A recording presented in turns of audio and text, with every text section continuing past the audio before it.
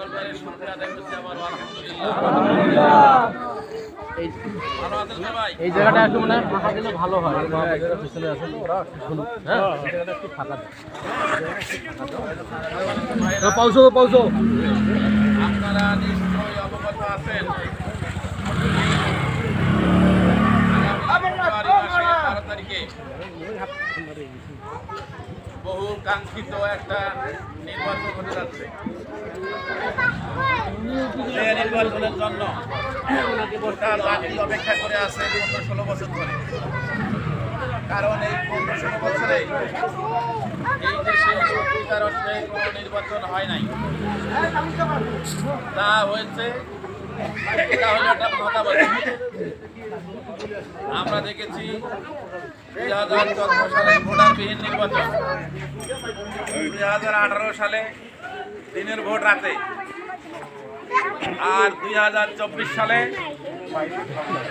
নিজেরা নির্বাচন, তুমি আর আমি নির্বাচন, এক দলের 3 জন প্রার্থী। এই অবস্থায় 15-16 বছর চলে গেছে।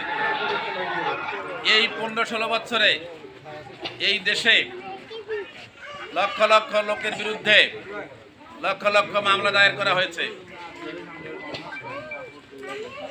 এই বাংলাদেশে হাজারো মায়ের বুক খালি হয়েছে, কোল খালি হয়েছে, তাদের সন্তানকে হত্যা করা হয়েছে, গুম করা হয়েছে, বহু লোকের চাকরি চলে গেছে।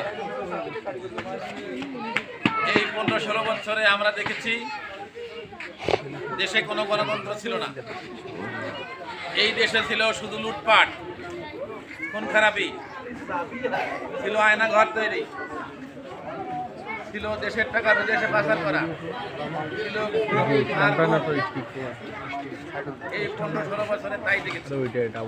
যার কারণে এই দেশের মানুষ একেবারে দম বন্ধ হওয়ার মতো অবস্থা তৈরি হয়েছিল। আমাদের মনে হয়েছিল যে আমরা একটা জেলখানার মধ্যে আছি গোটা দেশের মানুষ, এরকম মনে হয় নাই?